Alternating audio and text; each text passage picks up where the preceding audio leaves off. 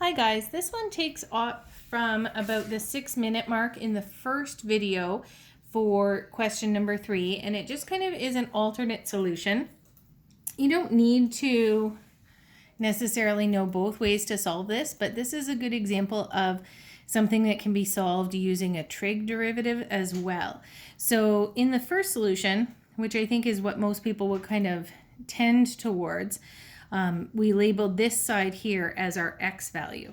Now I'm going to look at, instead of considering how far down the beach that the guy should aim to go in the shortest distance, I'm going to look at what angle they might want to aim at. And I'm going to label my variable as my angle theta in that location there. So then I'll say let theta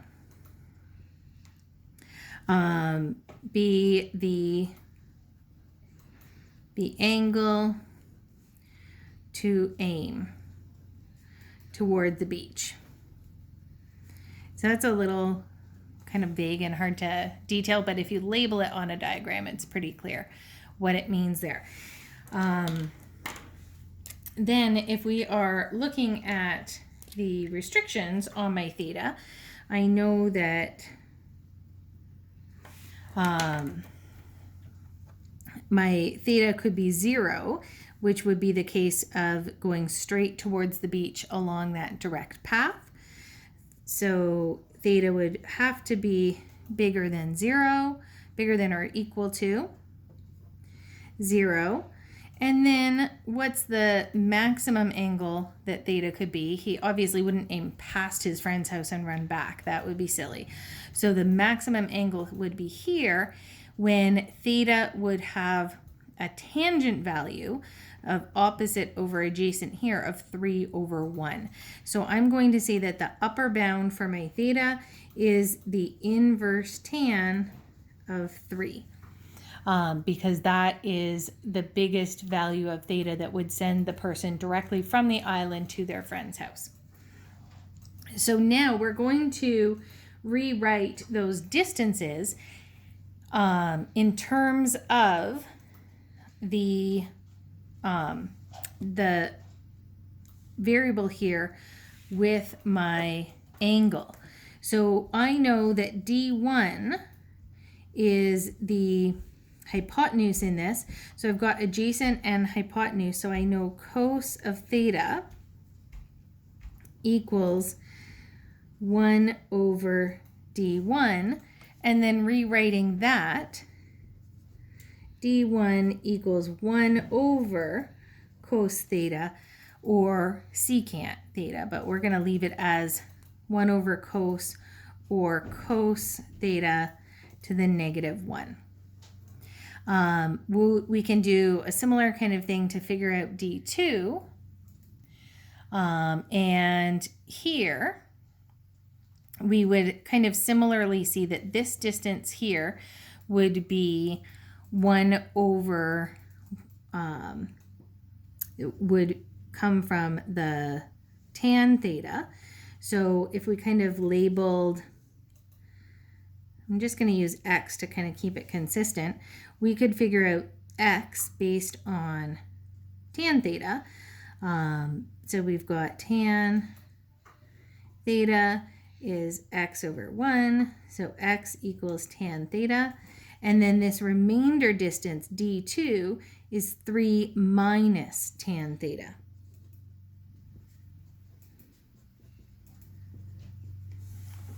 So we can use these D1 and D2 values back into the same original equation that we used for the total time before.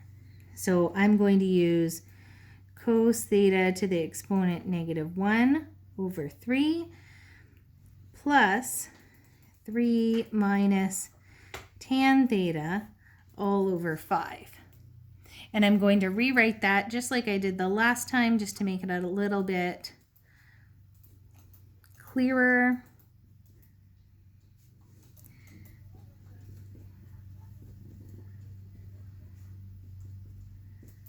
And a bit easier to take the derivative there.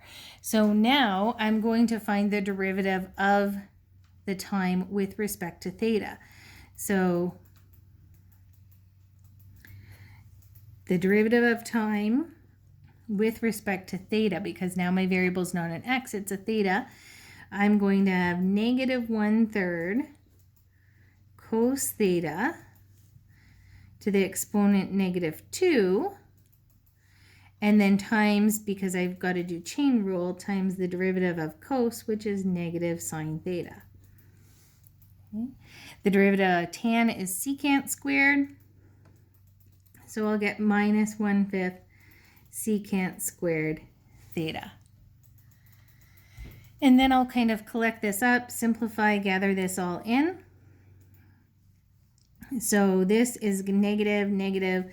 I end up with sine theta over 3 cos squared theta minus, and I'm going to make that secant into a 1 over cos squared. So 1 over 5 cos squared theta.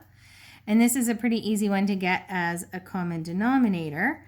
So I would have 5 sine theta minus 3 all over 15 cos squared theta. Now, when I'm looking for critical values of this, critical numbers, I'm going to consider places where the derivative equals 0, dt d theta equals 0. So that would be where sine theta equals 3/5.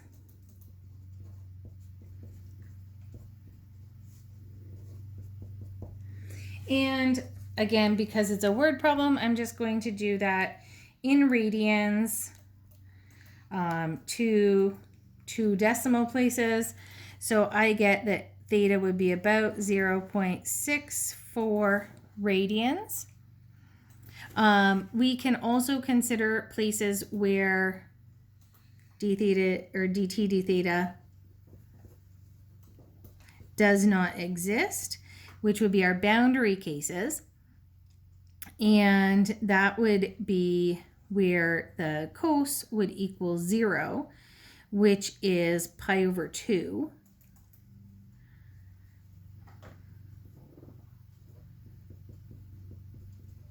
But as we know, pi over 2 would be looking at like a 90 degree or a right angle, and that would be this guy going straight out that way, which is, again, way past our boundary condition there of the inverse tan of 3.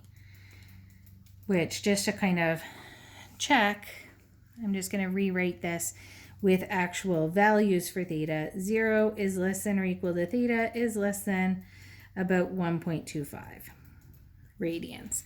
So here, that's my upper bound. This is outside of the allowed domain. So I'm not going to have to check that. So then we'll check the endpoints of my domain. So I'm going to check theta equals 0, theta equals 1.25, and theta is 0.64, which was where the derivative was 0. And substituting that into the value for my function,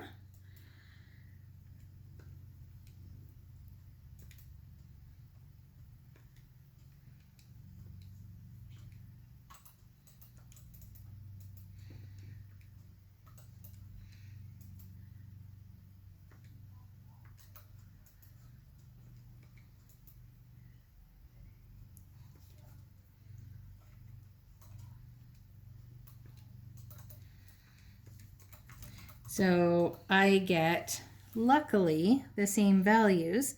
Here I get about 0.93. If I do the upper bound, this one might have a little bit of margin of error here. Sorry, not theta anymore. I'm looking for time. Because this was a rounded off value, if I go back and put in 1.25 again, going back to that original function and just substituting in a value of 1.25 in for the thetas, I do get 1.05. And the last one, if I use this 0.64, which came from the inverse sine back here, that was our derivative equaling 0, I get about the same, 0.87. So you see we get the same values for the kind of potential max and min times. Doesn't depend on how you set this up. You should get the same response either way. So in the first example, we said he should aim about 3/4 of a kilometer down the beach. And now we can say, therefore, he should aim at an angle of 0.64 radians